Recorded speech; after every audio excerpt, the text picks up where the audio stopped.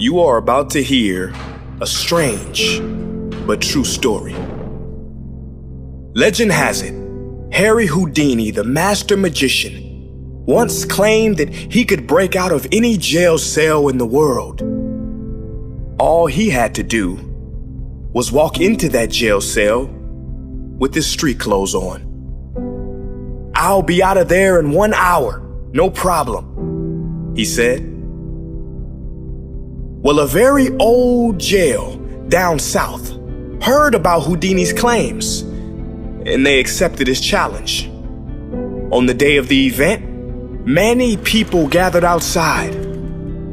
Very confidently, Houdini walked right into the jail and into the cell, and they shut the metal doors behind him.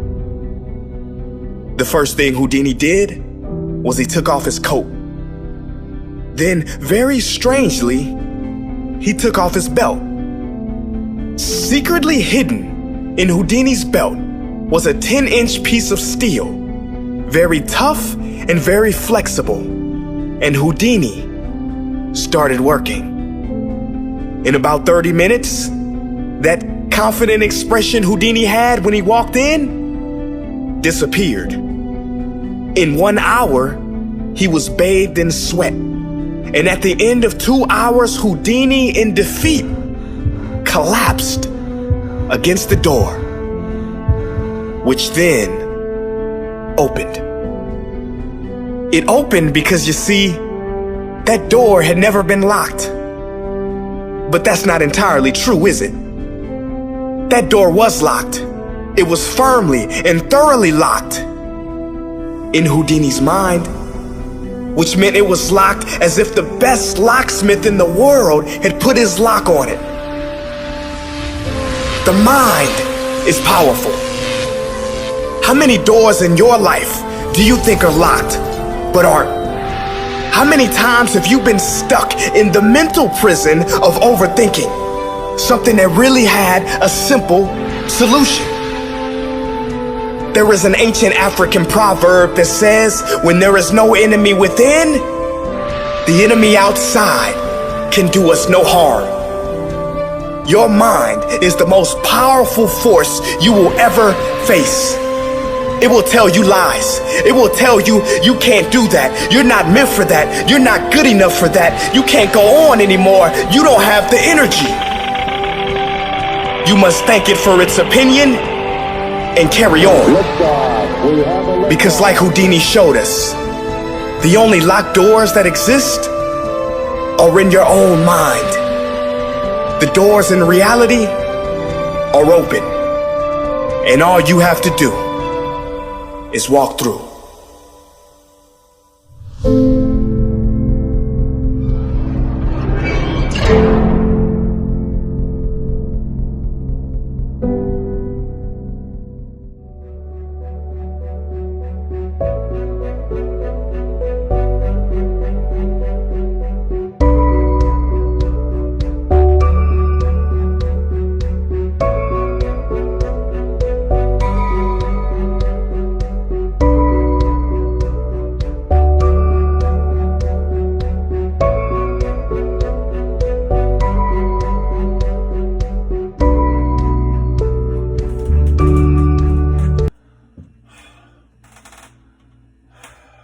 So today is a very special day, a great day.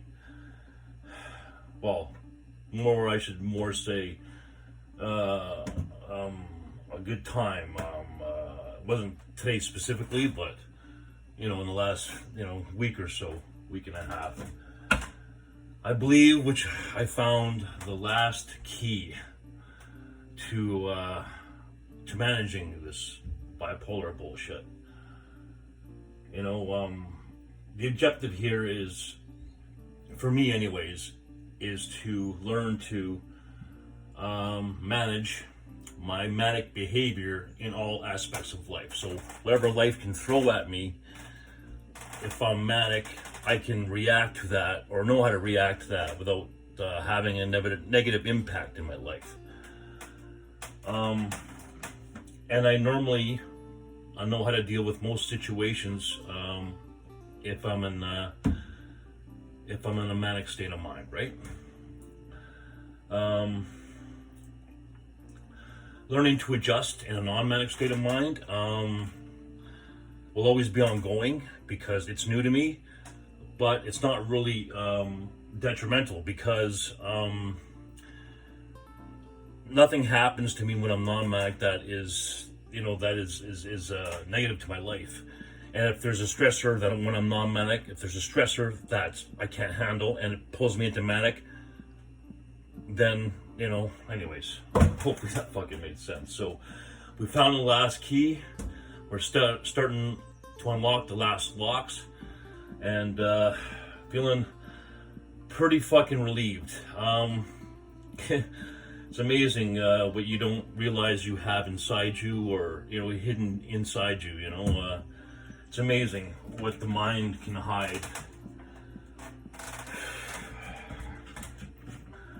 Fucking amazing. So I slept last night for 5 hours. I haven't slept for 5 hours straight, and I couldn't tell you how long. Usually I get 2 hours, and then I'm up, Well, I can lie there for, 2-3 hours, just lie there and just kind of like not off and on, but sleep straight through, forget about it. Fucking forget about it.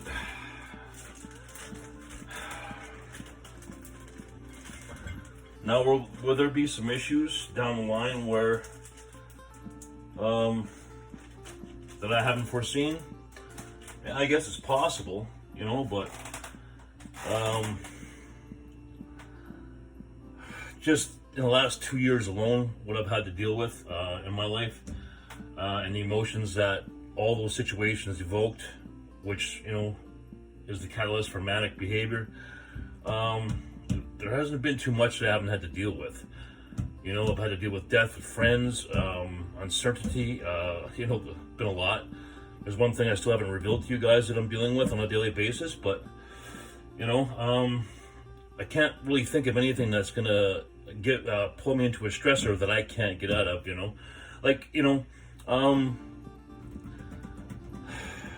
yeah. I'll never ever be able to avoid the manic side of me. That'll never happen. There'll always be stressors that'll throw me into that, always. It's how I handle that manic state of mind that's key. And that's the key that we discovered. So, good fucking day. Fuck, I didn't even tear that off. Have to excuse me, I'm a little out of it. I just finished working out and I'm tired.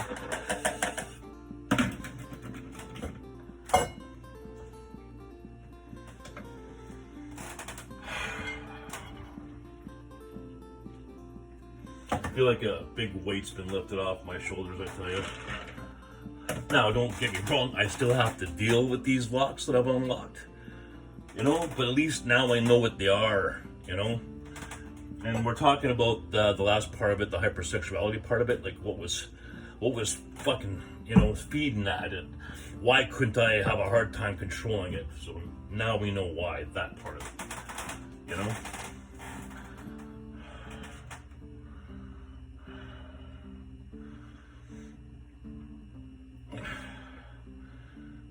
If I had to give it an emotion, the emotion a name, because manic, it's all about emotions, right? If you're angry and you're manic, you get a negative reaction. If you're manic and you're happy, you get a reaction, right? You're overly happy.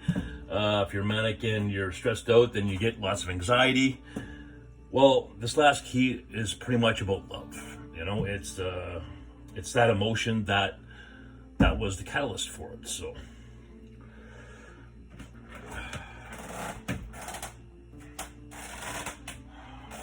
I had to, redefine what love meant, I went on that process over the last couple of years. So I have a good idea what love means to me, but dealing with that emotion is an entirely different thing, so, yeah, so Now we know what emotion is the catalyst. Not what is the catalyst. Anything could be a catalyst. What's feeding the hypersexuality? It's love. It's the emotion love. In simplest terms. But that was the one part of my manic behavior that I had a really hard time controlling. Well, not a hard time controlling. I've managed it very well over the last couple years. It was just basically the last one that could potentially have a negative impact in my life. You know, in the videos before last week, 2 weeks ago that I've done, you know, I was, you know, talking about that. You know, it didn't really negatively affect my life, but it definitely wasn't the norm, you know, and it was definitely hard to control. Oh, excuse me. Guys like smoked oysters? Yummy.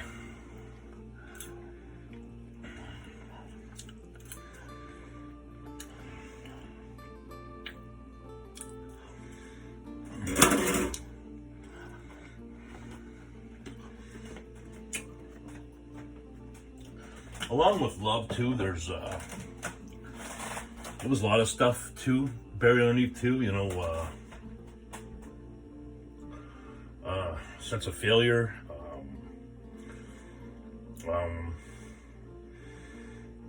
I'm trying not to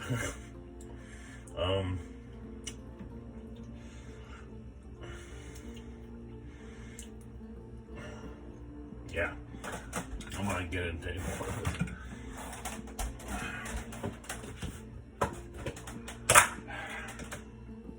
Just know it's a good day, you know, very good day.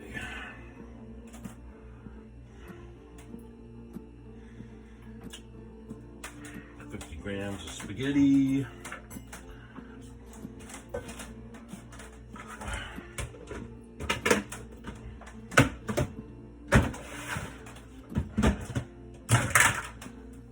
Grams of mashed potatoes, mashed potato wings,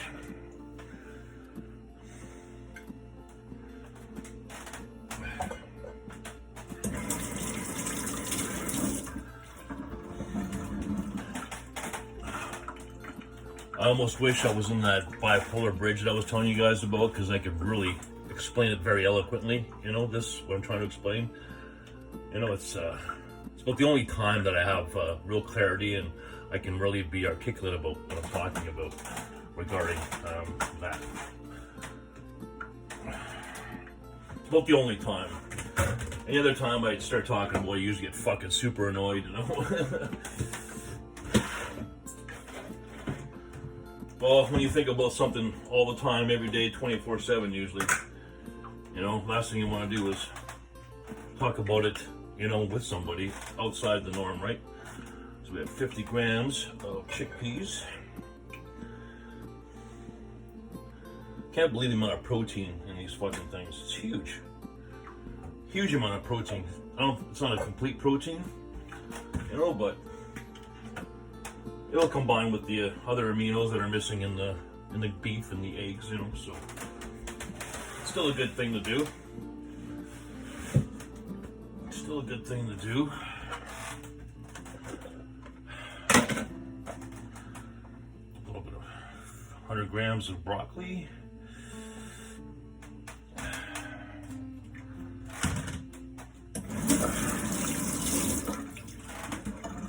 100 grams of broccoli. Alright, slice of cheese. Well, actually a half a slice. I love to put a full slice, but gotta be disciplined and only use half.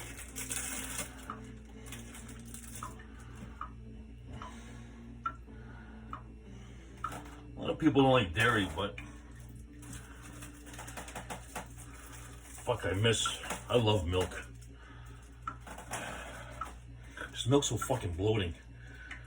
You know, if I drank all that milk, I freaking wouldn't be able to get all these meals, and especially chocolate milk with homo milk or like farmer's milk. Oh, I drink like fucking a liter of that for breakfast. Drank a lot of that back in the day when I drank too much and abused cocaine. I tell you, in the morning I drink so much of that shit. For sure. Alright, what was in there? What the fuck I had in here? What was in here? I don't know what was in there. Oh, I just used it for the hamburger, that's right. That's what I did. Okay. Oh, a little bit of sauce. A little bit of tomato garlic sauce. Yeah, I stopped putting garlic in it. I just bought garlic sauce. Number one, I couldn't control the amount of garlic I was putting in there because I fucking love it. But number two, I was starting to get heartburn from all that garlic, you know.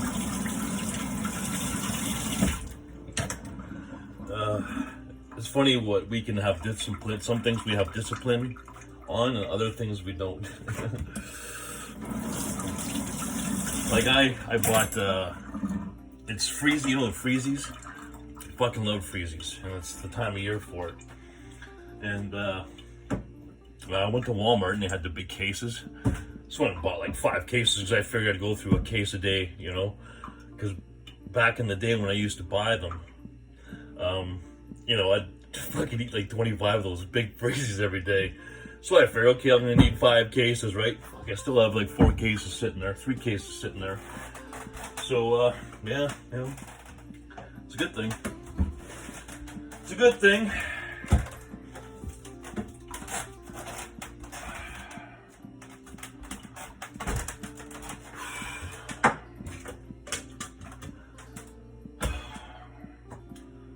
Can't begin to tell you the weight that feels off my shoulders. You know, I'm really excited to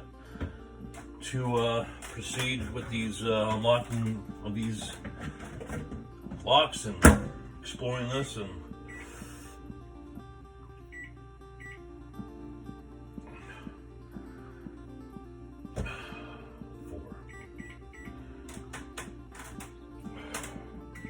feels right. It feels right. You know? Because I've been thinking about this and, you know, for about a week and a half now, and my perception hasn't changed on it, so that's usually a pretty damn good sign.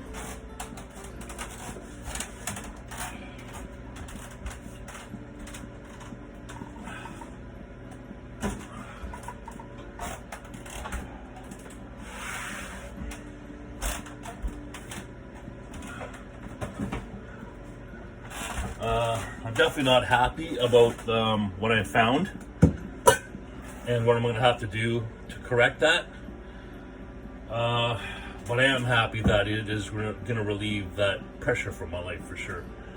But and I've good without the bad, right? So in order to fix this part of my bipolarity, or I should say fix, in order to manage the hypersexuality better in my in order to better manage the issues that that feed my hypersexuality, I'm not happy that I have to deal with these things, but I'll be happy that I won't have to deal with it after this. That fucking made sense. Alright, got that going. Okay, just gotta wait for that to get out and we're good to go. Okay, that's it. So I don't suspect you guys will see me for quite some time, at least on my personal page anyways. I imagine you'll see a bodybuilding video pop up now and again.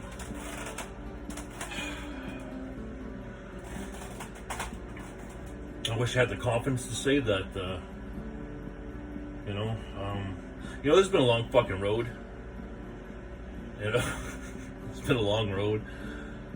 Obviously, I've dealt with this all my life, but I didn't actually realize it was an issue until 9 years ago.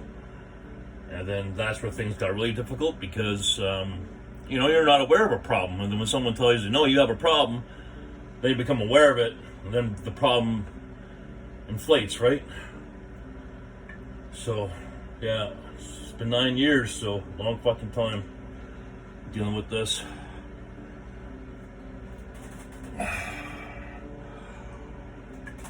Oh my god, I'm gonna take a nice nap.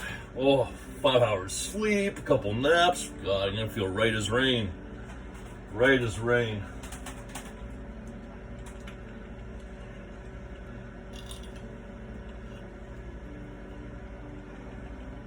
All right, ladies and gentlemen, I am out of here. I'll see you guys again. Take care of yourself, take care of each other. God bless you all. Thanks, everybody.